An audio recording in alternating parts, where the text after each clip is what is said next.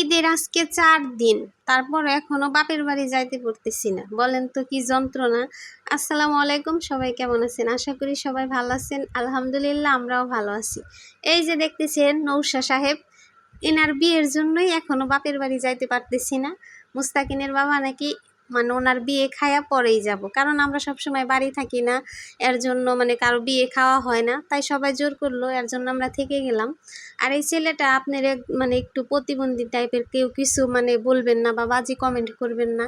আর সবাই ওকে অনেক ভালোবাসে। কিছুদিন আগে ওর মাটা মারা গেছে, বাপটা অনেক আগেই মারা গেছে। তো বর্তমানে কিন্তু ও একবারে এতিম, রান্না বান্না করে খেতে ওর অনেক কষ্ট হয়।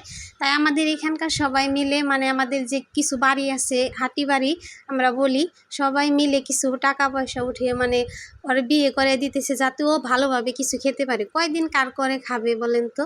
তো ভালো একটা কাজ করতেছে, অনেক ভালো লাগলো। এর জন্য কোনো কিছুই অপূর্ণ রাখলো না। গায়ে হলুদ থেকে শুরু করে, এটা হচ্ছে গতকাল রাত্রে গায়ে হলুদ দিছে। যতটুকু পারছে সবাই মিলে আলহামদুলিল্লাহ করছে। এখানে আপনার আপেল ছিল, আঙ্গুর ছিল, সেমাই, মিষ্টি। তো তারপর অনেকটা ভালো লাগলো আলহামদুলিল্লাহ। আর আমার শাশুড়ি মায়ে যে গায়ে হলুদ দিতেছে, আমি নিজেও দিছি আর অনেকেই দিছে, যাতে ওর মনে কখনো কোনো আক্ষেপ না থাকে যে ওর মা বাবা নাই, এর জন্য ওকে মানে এভাবে বিয়ে করানো হয়েছে বা আমার গায়ে হলুদ দেওয়ানো হয় নাই, কোনো অনুষ্ঠান করা হয় নাই। তো আলহামদুলিল্লাহ সব অনুষ্ঠানই হবে। আপনারা সবাই ওর জন্য দোয়া করবেন, ও জানি অনেক সুখী হয় ওর লাইফ পার্টনার নিয়ে। তো আমরা সবাই ইনশাল্লাহ ওর জন্য দোয়া করব। অনেক ভালো একটা মানুষের মানে ভালো মানুষের একটা ছেলে, মন মানসিকতা অনেক ভালো। দেখতে যে রকমই থাক না কেন, মানুষটা কিন্তু অনেক ভালো।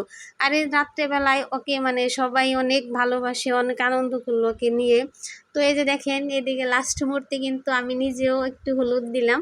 তো সম্পর্কে কিন্তু আমি ওর মামি লাগি, তো সবাই বললো আচ্ছা আপনিও দেন। তো দিলাম, নিজের কাছে ভালো লাগছে। পরের দিন সকাল আমাদের রান্না বান্না শুরু হয়ে গেল।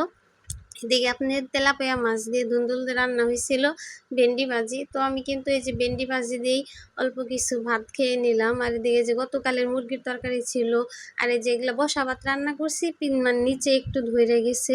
আর আমি এদিকে যে ভেন্ডি ভাজি দিয়ে প্রায় 11টার দিকে ভাত খেয়েছিলাম, সকালের খাবার, কারণ সকালবেলায় একটু পিঠা খাওয়া হয়েছিল, এর জন্য কিন্তু খাওয়াটা দেরি হয়ে গেছে। আর এদিকে হচ্ছে এটা ওই যে পিছনে ভার্সবের পিছনেই কিন্তু বিশাল বড় নদী আমাদের। তো এখানে আপনার প্রচুর পরিমাণে আজকে রোদ উঠছে, তার জন্য সবাই মিলে এখানে বসে রয়েছে। আর এখানে অনেক ঠান্ডা ছিল এবং হালকা বাতাস ছিল, ভালো লাগলো। আর এদিকে দই ফেলাবো, কারণ আজকে তো বউ আনতে যাব, এর জন্য দুধ জাল করা হইতেছে ওইখানে, কারণ জায়গাটা অনেক ঠান্ডা। আর ওইখান থেকে আসার পর আমরা আজকে আবারও কিন্তু আম্মা খা খাইলাম। কেউ আবার বললেন না যে আপনারা প্রতিদিন আম্মা খা খান। এদিকে মুস্তাকিনের বাবা কিন্তু রেডি হয়ে গেছে, বউ আনতে যাবে জামাইয়ের সাথে। তো অনেক মানুষই যাইতেছে, মুস্তাকিনকে আজকে নেয়নি। তো মুস্তাকিন এত বায়নাও করেনি যে কান্না করেনি বাপের সাথে যাইবো, তো এর জন্য যাওয়া হইলো না মুস্তাকিনের। আর এদিকে দেখেন এই যে আমাদের নৌশার সাপ, আলহামদুলিল্লাহ মাশাল্লাহ মাশাল্লাহ অনেক সুন্দর লাগতেছে। এনাকে রেডি করে নিয়ে যাইতেছে, মানে আমাদের মামি শাশুড়ির ঘর থেকে রেডি করে ওদের ঘরে নিয়ে যাইতেছে। তো ওর জন্য কিন্তু সবাই দোয়া করবেন, ওর জন্য আমাদের সবার অনেক মায়া।